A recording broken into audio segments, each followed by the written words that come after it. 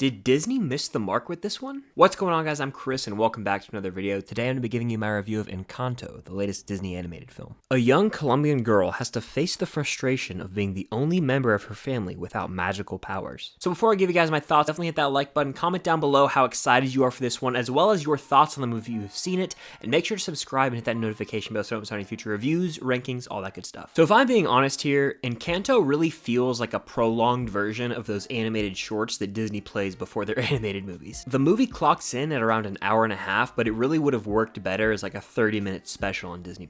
The music in this movie is done by Lin-Manuel Miranda, who we all know as Hamilton, and he's done In the Heights and all of these fantastic musicals. He is literally a musical genius, arguably the greatest musical mind of all time, I might say.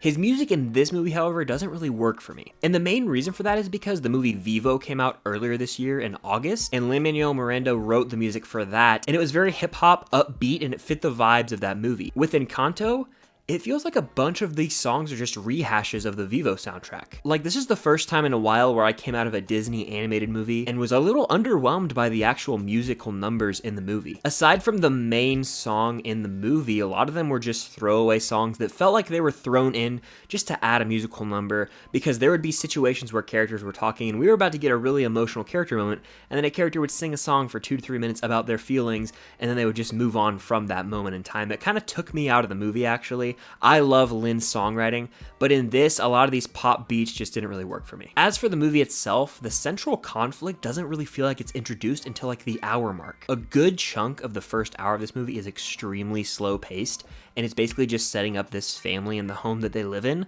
But there's really no core adventure. And when I go into a Disney animated movie, I always want to have an adventure. I look at Raya and the Last Dragon, that came out earlier this year. That movie was epic, took me on an adventure from start to finish. I even look at a movie like Pinocchio from 1940 that is not action-centric, that doesn't have some grandiose plot, and I still feel like that takes me on an adventure. Encanto is way more small scale than any Disney animated movie I've seen in recent years, hell, in a really long time actually, and it doesn't really work in its favor in my opinion. Like, the movie genuinely takes place in about one location for the entire runtime. It's very small scale and really feels like a low-budget indie movie at times. Now, I will say this small scale does allow for some more intimate character moments as we reach the third act of the movie, especially between the abuela and Mirabel, the main character, and because of that, the movie definitely has a sweet vibe, and it's very cute. It's a Disney movie that a lot of kids are going to eat up and enjoy, but that doesn't really save it, because I even think the main character, Mirabel, doesn't have that much charisma compared to other Disney leads, especially Raya. Like, the main character just wasn't the most interesting to me, and I kind of feel that way about all the characters in this movie. They're just uninteresting and somewhat bland. The premise of the movie is fairly unique, but there's really just nothing to go off of. There's no adventure.